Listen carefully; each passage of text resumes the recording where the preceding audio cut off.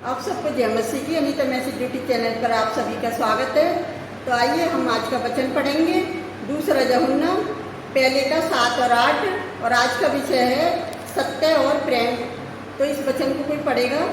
क्योंकि बहुत से ऐसे भरमाने वाले जगत में निकल आए हैं जो यह नहीं मानते कि यीशु मसीह शरीर में होकर आया। भरमाने वाला और मसीह विरोधी यही है। अपने विषय में चौकस रहो कि जो परिश्रम हमने किया है उसको तुम गवा ना दो, वरन उसका पूरा प्रतिफल पाओ। हालेलुया।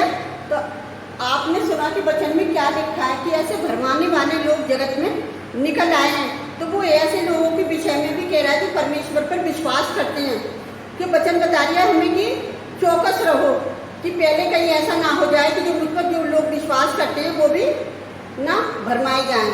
तो फिर आपका धन्यवाद करते हैं कि परमेश्वर अपने लोगों को पहले से ही सावधान करना चाहता है कि ऐसे लोगों से चौकस रहें। और जहाँ तक कि मसीह विरोधी और धोखा देने वाले लोग, झूठे शिक्षक और झूठे भविष्य वक्ता जो लोगों के द्वारा धोखा खा सकते हैं, जो कि ये लोग संसार में पाए जाते हैं। हालेलुया। अगर हम देखेंगे मरकुस 23:22 और 23 में, तो हम पढ़ेंगे क्योंकि झूठे मसीह और झूठे भविष्य वक्ता खड़े हुए और चिन्ह और अद्भुत काम दिखाएंगे कि यदि हो सके तो चुने हुओं को भी भरमा देंगे। अगर हम पढ़ेंगे 23 में, तो पर तुम चौकस रहो, देखो मैंने तुम्हें सब बातें पहले से ही बता दी हैं। हालेलुया। परमेश्वर ने हमें वचन के द्वारा सारी बातें पहले से ही बता दी हैं।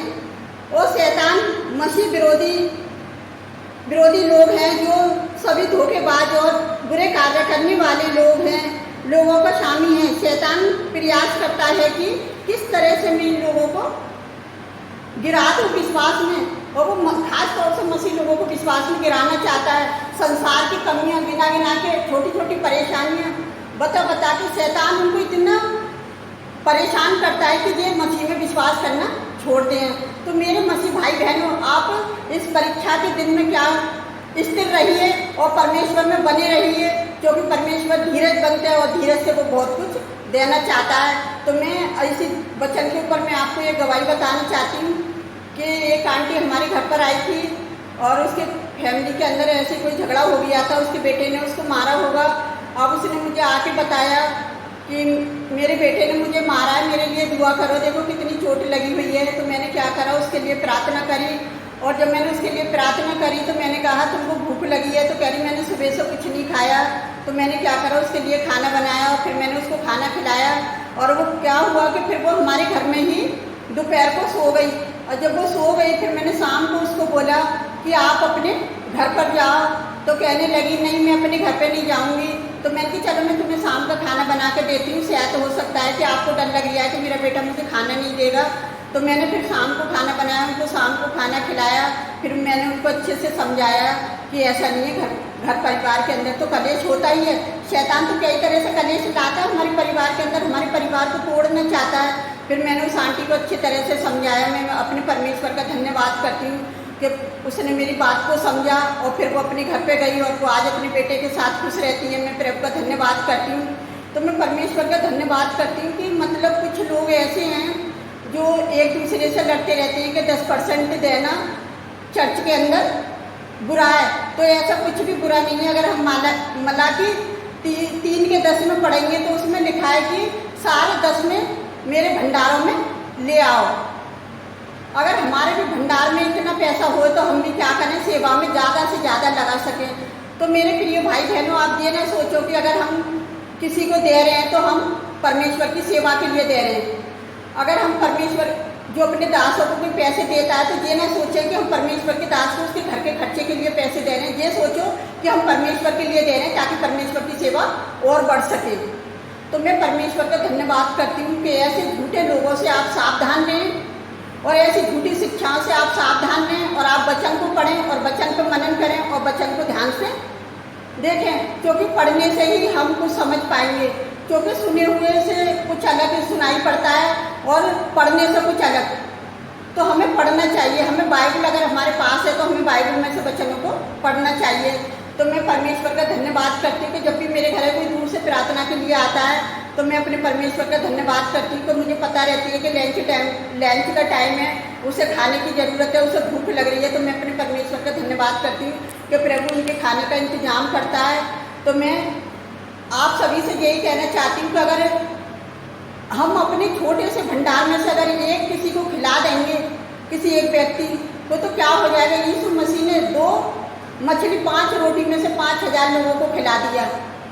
तो आप सबके देने में से अगर परमेश्वर की सेवा बढ़ रही है तो आपको खुश होना चाहिए, किसी की बातों में नहीं आना चाहिए।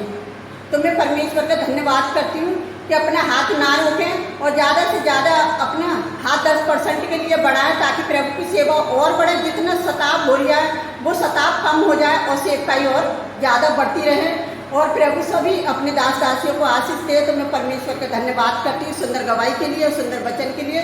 तो आइए हम आप सबके लिए प्रार्थना करते हैं, आप भी हमारे साथ मिलकर प्रार्थना कीजिए। हालेलुया, धन्यवाद करते हैं प्यारे जुबा परमेश्वर इस सुंदर वचन के लिए जो आपने हमें सुंदर वचन देकर आशीषित किया है। प्यारे जुबा परमेश्वर की ऐसे झूठे भविष्यवक्ताओं से जो आपने हमें सावधान कर अभी तक बच्चा संभाल कर रखा है पिताजी। तो मैं उन सारे विश्वासी लोगों के लिए भी प्रार्थना करती हूँ पिताजी, वो किसी के भरमाने में ना आने पाए। प्यारे जुबा परमेश्वर वो भी चौकस रहें पिता, और आपके वचन पर मनन करें और आपके वचन को पढ़ें। प्यारे जुबा परमेश्वर आप उनके वचन पढ़ने में शायद मदद करें। प्यारे जुबा परमेश्वर जितने लोग 10% देते हैं आपके भवन में, प्यारे जुबा परमेश्वर उनको 10% देना व्यर्थ न जाए, क्योंकि आप आसमान की झरोकों से आशीष की वर्षा करने वाले प्रभु मेरे जुबा परमेश्वर। और इस सुंदर गवाही के लिए भी मैं धन्यवाद करती हूँ प्यारे जुबा परमेश्वर। आपने उस आंटी के मन को बदला और वो अपने परिवार के साथ सुख चैन से रहती है, मैं उसके लिए भी धन्यवाद करती हूँ प्यारे जुबा परमेश्वर। और मैं उन सबके लिए प्रार्थना करती हूँ खुदाबंद कि जितने लोग लाइक कमेंट सब्सक्राइब करते हैं आपके वचन को लाइक कर रहे हैं प्यारे जुबा परमेश्वर, उनके घरों में बड़ी आशीष बड़ी बरकत हो और उनके जीवनों में वो वचन 100 गुना फलवंत हो प्यारे जुबा परमेश्वर। उन्हें विपत्ति से बच्चा संभाल कर रखना और उनके बच्चों की पढ़ाई लिखाई में उनकी सहायता उनकी मदद करना, उनकी कमाइयों पर आपकी आशीष आपकी बरकत हो, किसी बात की घटी ना हो पिता।